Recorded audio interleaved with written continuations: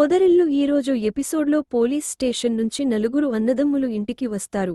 ఇక వీరికి హారతిచ్చి మరీ స్వాగతం పలుకుతుంది మహాలక్ష్మి. ఇక మహా చేసిన సాయానికి మాధవ సహా అందరూ తెగ పొంగిపోతారు.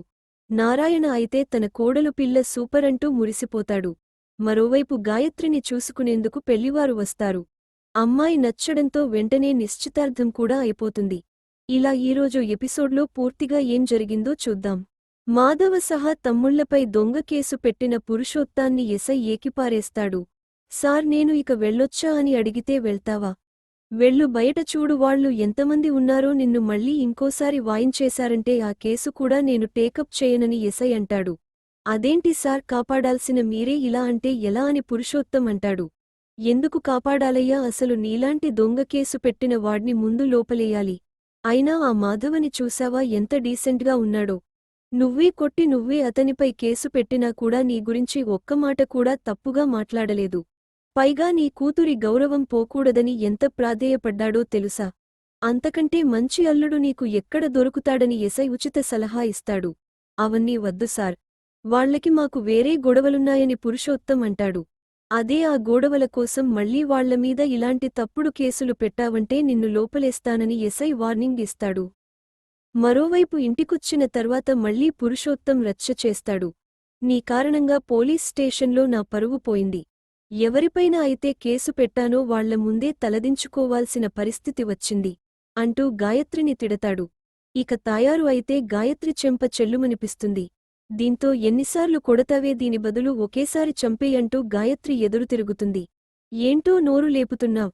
ఇప్పుడు కనుక నువ్వు పెళ్లి చూపుల్లో వాళ్ల ముందు మర్యాదగా కూర్చోకపోయావంటే ఆ మాధవ గాడ్ని మీ నాన్న చంపేస్తాడని తాయారు బెదిరిస్తుంది. మధ్యలో బావ ఏం చేశాడే, సర్లే కూర్చుంటానని గాయత్రి అంటుంది. ఇక పోలీస్ స్టేషన్ నుంచి మాధవ సహా అందరూ ఇంటికి వస్తారు. అయితే అప్పటికే ఆరుబయట కూర్చొని కత్తికి పదును పెడుతూ ఉంటాడు నారాయణ.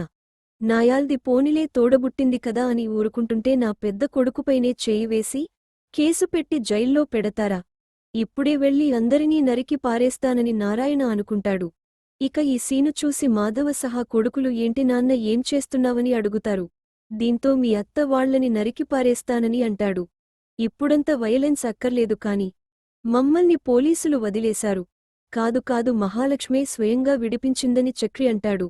దీంతో నారాయణ మురిసిపోతాడు. నా కోడలు పిల్ల సూపర్ అంటూ నారాయణ అంటుంటే చక్రి పొంగిపోతాడు. ఇక లోపలికి వచ్చే ముందు ఆగండి అంటూ మహాహారతి పళ్ళెం పట్టుకుని వస్తుంది. ఇప్పుడు ఇవన్నీ ఎందుకమ్మా అని మాధవ అడిగితే, నువ్వు ఊరుకోరా పెద్దోడా, నీకేం తెలీదు. నువ్వు హారతి ఇవ్వమ్మా కోడలు పిల్ల అని నారాయణ అంటాడు. ఇక మాధవకి హారతిచ్చి బొట్టు పెట్టి లోపలికి రమ్మంటుంది మహా.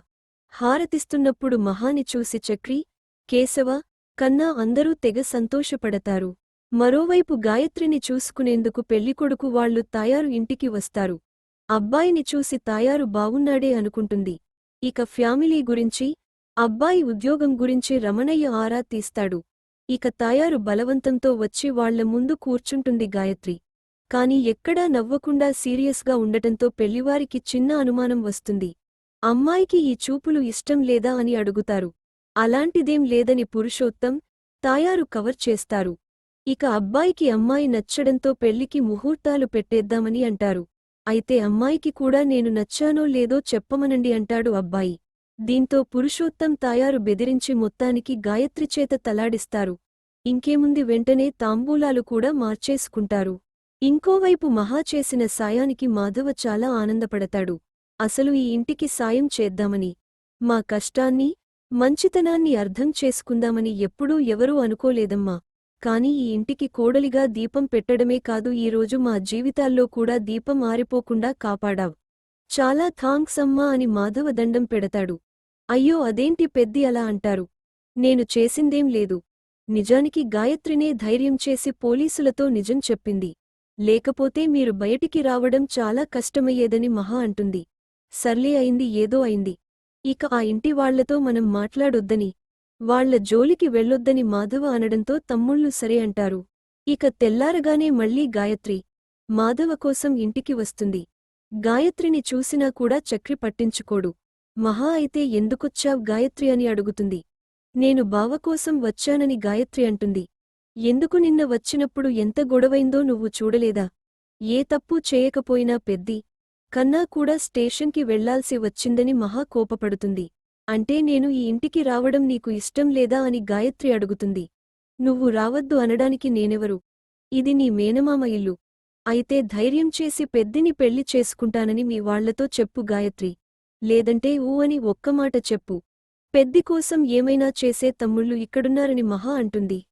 మహా ఎంత చెప్పినా గాయత్రి ధైర్యం చేయలేకపోతుంది. దీంతో మళ్లీ దొడ్డిదారిలో వెళ్తుండగా అడ్డంగా నారాయణ నిల్చొని ఉంటాడు. ఏంటే ఏడుస్తున్నావా? జీవితకాలం ఏడుస్తూనే ఉంటావా? నీకు నా కొడుకంటే ఇష్టం ఉన్నప్పుడు ధైర్యంగా చెప్పవే. లేదంటే నాకు నీ కొడుకంటే ఇష్టం మావయ్య ఇచ్చి పెళ్లి చెయ్యని నాతో చెప్పు. ఎవడు అడ్డొస్తాడో నేను చూస్తా. నువ్వు ఇలా భయపడుతూనే ఉంటే జీవితాంతం బాధపడతావ్.